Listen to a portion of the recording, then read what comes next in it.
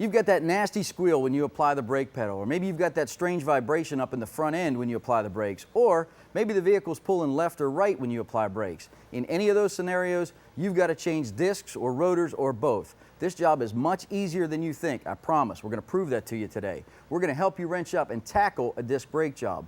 Let's face it, you're probably spending more money than ever on gasoline, and every do-it-yourself project that you can tackle puts money right back in your pocket. Before we begin, I wanted to quickly show you the essential components of a disc brake process. If you understand how the brakes work on your mountain bike, you can understand this. This is the spinning rotor. It's attached to the hub and rolls down the road, holding your wheel on.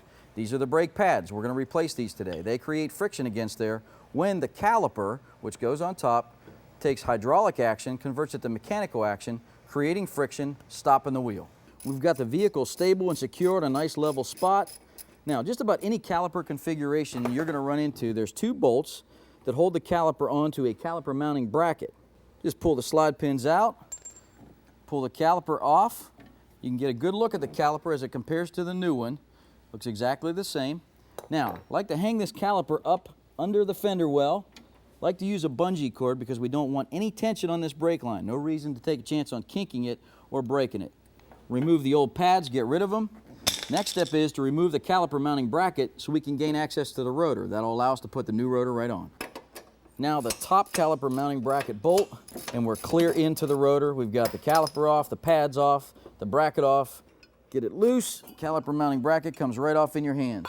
Now on many of today's rotors, there'll be a screw or usually two that'll hold the rotor assembly right to the hub. I've got these loosened up. I'm just going to continue backing them out. And now just after 6 bolts, we're ready to put on the new performance rotor. Well, the main thing we want on our Miata is performance. We want some great stopping power, and we're going to get that. But there's nothing wrong with adding a little bit of a sporty look. With Duplicolor's awesome caliper paint that can handle the high temps, this is going to look really good once we have red calipers at all 4 wheels. The next step, install the new caliper. Remove the bolt that connects the hydraulic line to the caliper, and then get yourself a cup. Any kind of a cup or a catch pan or tray. You don't want this warm brake fluid all over your work surface. Now, we're ultimately going to replace all of our brake fluid, but I still like to catch as much as I possibly can. Next, reconnect the brake line to the new caliper. It only goes one way. We also have the new copper washer that came with the brake hardware kit installed. A second washer on the original bolt. Line everything up. Gently thread the bolt down in. Be careful you do not cross thread this. In some vehicle applications, the calipers are specific to each side. They're usually marked. We've got it marked for right side on our Miata. Spin the bolt down in. Check and see if you have torque specs to hit. We're just about ready to install the new caliper. Before we install the new performance rotors we got from Brembo, we want to hit them with a little bit of brake clean. This is going to remove any of the packaging oils that would still be on the rotor that could potentially contaminate the pads. Wipe down the back and slide it right on. Next, we reinstall the caliper mounting bracket. Here's a tip for you. Take one of your lug nuts and reinstall it on any one of the studs. It holds the rotor true and straight, making it much easier to reinstall the new pads. It's one less thing to wrestle with. Now, we've got our new pads. The shims are included on them. They're great pads. You want to make sure you install the spring clips. These are new ones that came with our brake hardware kit, but if you're not replacing them, be sure to reinstall them. They only go in one way, and these guys keep the pads from rattling around in there and squealing on you. The pad only goes in one way. Seat the tab down into the bottom. With a liberal amount of silicone on your new slide pins / bolts, reinstall the top of the caliper. I like to get the weight suspended so there's no chance in damaging that brake line now, and then we'll reinstall the lower one. We finished up the driver's side front, and now we've moved to the back of the vehicle where it's still not too bad of a job, but things are a little bit different due to the emergency brake cable connections. Just like on the front, there's 2 caliper mounting bracket bolts. Got both of them out now. The rear caliper slides right off. And same thing, I don't want to have too much tension on the brake line, so I'm going to use a bungee cord to hold it. But I just wanted to show you to take good note of the emergency brake cable, how it connects, very simple connection. 2 bolts to loosen up, and we can transfer that over to the new caliper. Not hard to do. You just need to back off this nut, take the tension off.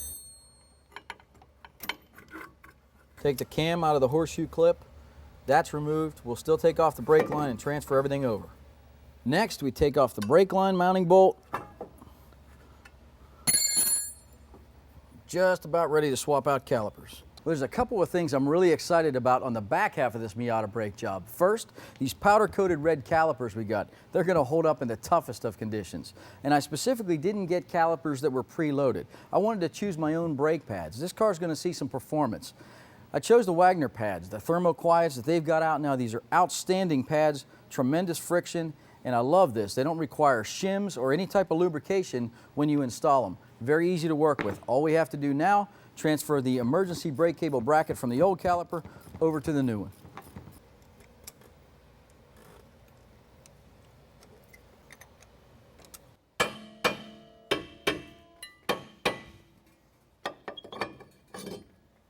We have the rear rotor off the passenger side of the Miata. I'm checking it for thickness all the way around using a micrometer. You want to check it at least 3 places. First 2 are good. And we are definitely within spec all the way around. No need to replace this rotor at this time. We are going to use a brake hub cleaning kit though and get it cleaned up and looking good. I've got the inboard Wagner Thermoquiet pad already in place. Install the outboard one. And now space them apart. In one smooth motion, slide it right down onto the rotor. And your caliper mounting bracket will fall right into place. Reinstall your bolts and you're just about home.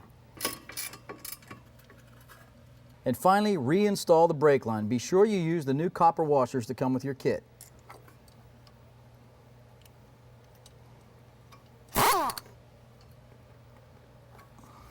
Hold it there, hold it there, hold it there, hold it there.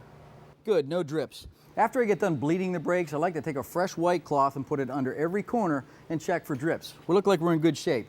Now, you gotta bleed the brakes when you do a project like this. If you're not sure how, check out our Bleeding Brakes video clinic on AdvancedAutoParts.com. It's not hard to do.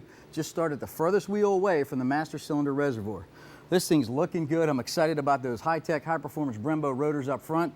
We're about to do a road test and get these wheels turning. And now the best part of any brake job, the road test. Man, these things feel great.